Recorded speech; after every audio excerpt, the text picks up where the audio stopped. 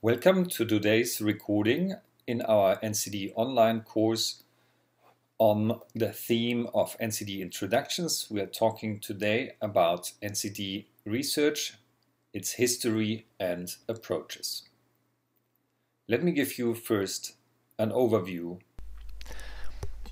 Now this topic first introduces or gives a brief history of epidemiology, starting from the infectious diseases, then nutritional epidemiology, then we come to NCD, so chronic disease epidemiology. Then we look at the roots at the bottom of modern epidemiology as we have it as a science today.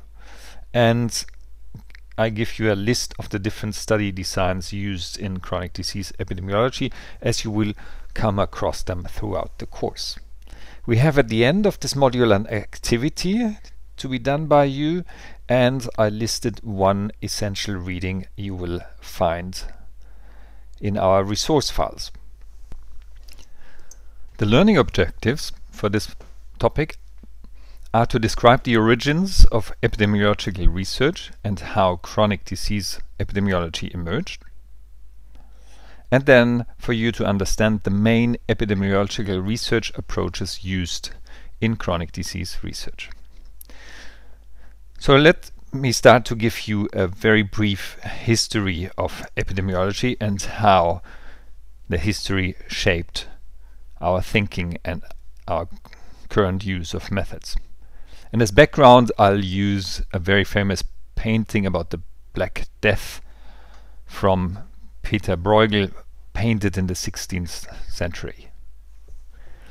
And you can guess what diseases dominated then. It wasn't NCDs. Let's look at the factors which influenced epidemiology and made it change over time. Historically, especially in developed countries, there was this marked shift of the leading causes of mortality from infectious disease to chronic disease. And therefore, also you find a shift in research orientation and research methods. At the same time, we observe a fast change in the population structure, as you heard in our session on demography. The fastest segment of the population in developed countries growing is the population above age 75. And the third important point is that virtually all chronic diseases have multiple factors at their origin. So that means the methods investigating those have to be also taking this into account. We actually needed new technologies, statistics and approaches. Let me give you 3 examples in infectious disease epidemiology. One is Edward Jenner, smallpox vaccine. The next one is John Snow in London, the association between dirty water and cholera. And the last one is the Austrian Ignaz Semmelweis, the link between physicians not washing their hands and transmitting childbed fever from pregnant woman to pregnant woman. The reason why I'm pointing out that the research was done before actually the causal agent was defined in all 3 cases is to think about that in chronic disease epidemiology and NCD epidemiology, we very much focus on trying to identify the causes, but should take a lead from this historical events that actually, without knowing the exact cause, we still can proceed to some action. Here's an illustration of the events John Snow unmasked in London. It's a little bit blurry, but you see that the death dispensary was the drinking water well in a certain region he documented. 2 examples from nutritional epidemiology, James Lind and Joseph Goldberger. James Lind conducted an experiment showing that scurvy could be treated and prevented with eating limes, lemons and oranges. And actually James Cook, the seafarer and discoverer, took advantage of this early knowledge and basically experimented with that on one of his ships. Vitamin C, ascorbic acid, was discovered only 175 years later. Joseph Goldberger, born in Hungary back then, migrated to the US and identified that pellagra was actually not an infectious disease but of nutritional origin. And it's very interesting to think about and read about him, how he did this discovery and the mind shift he needed to achieve in the scientific but also in the public health or governmental community. And actually he wasn't very successful on doing that. His quest and discovery and how much that was against the evidence was recently dramatized in a series called The Cure for Pellagra on the Science Channel. And now, examples from chronic disease epidemiology, I list you two. One were the seminal observational studies by Richard Dolb and Hill.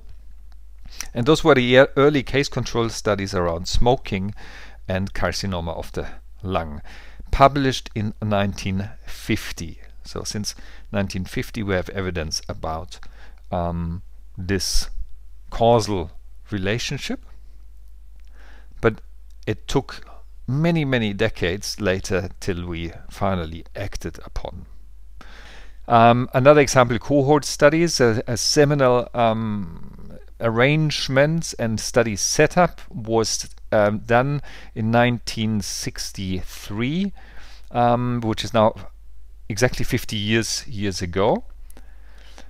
And that was the study of a whole community. Everybody living in Framingham was invited and registered and to participate and gave a health baseline exam, and since then was examined, I think, every 2 years. It's a longitudinal cohort study, and a lot of exciting and important findings came out of that, especially in the cardiovascular disease area.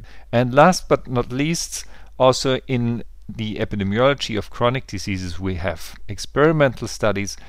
With that, I don't mean the classic clinical trials, but rather trials run in comparing health services, service delivery, like this one, where there are two approaches tested, and participants, over 10,000 subjects, were randomly assigned to those groups.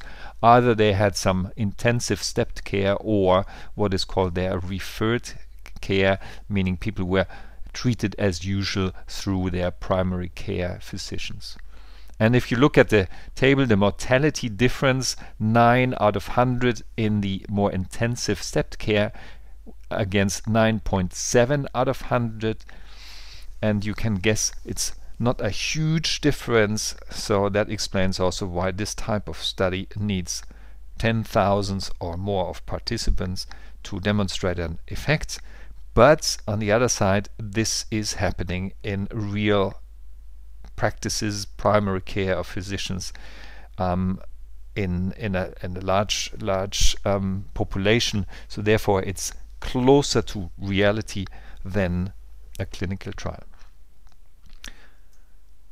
What are the roots of modern epidemiology? I can summarize that there are at least 6 events or roots. One we already saw. Acute disease investigation was at the cradle of epidemiology, and that gives us the emphasis on the empirical systematic investigation. The methods were derived from that. The second route is in medicine. A lot of early epidemiologists actually were medical doctors. The next route is in, and a younger one is in statistics. Thanks to advanced statistical scientific methods, a lot of new type of research was able to be undertaken, and then since the 60s many of the epidemiologists, including some of my teachers, were actually statistician of background. Younger then is the addition of social sciences and their methods into epidemiology.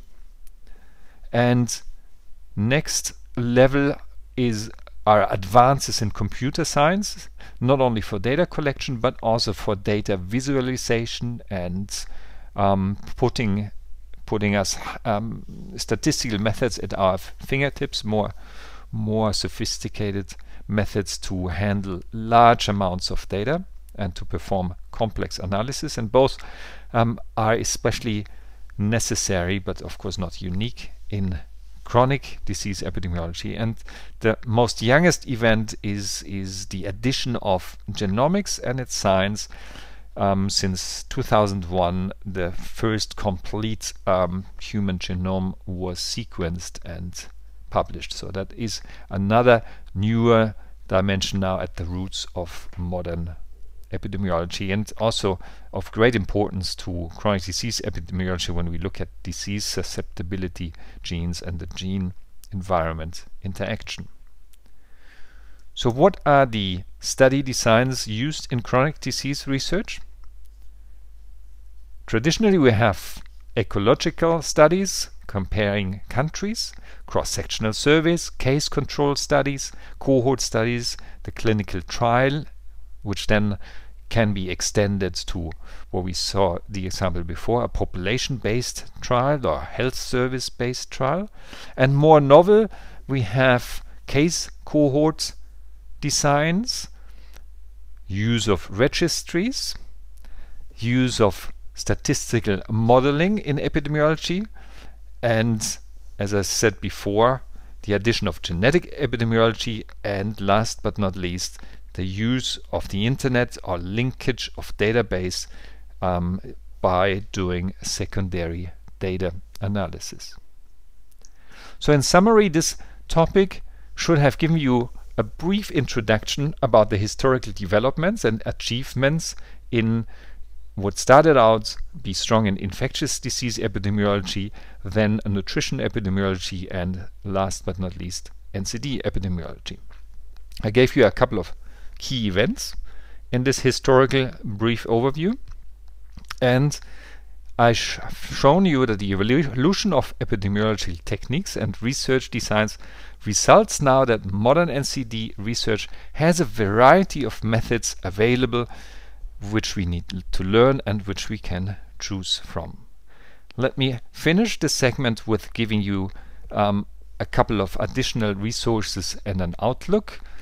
One, if you want to learn more about epidemiology, I can recommend Ruth Bonita's textbook on epidemiology, which you can find actually on Google, and because it's published, it's available for free, you find at the WHO website, freely to download, an excellent resource.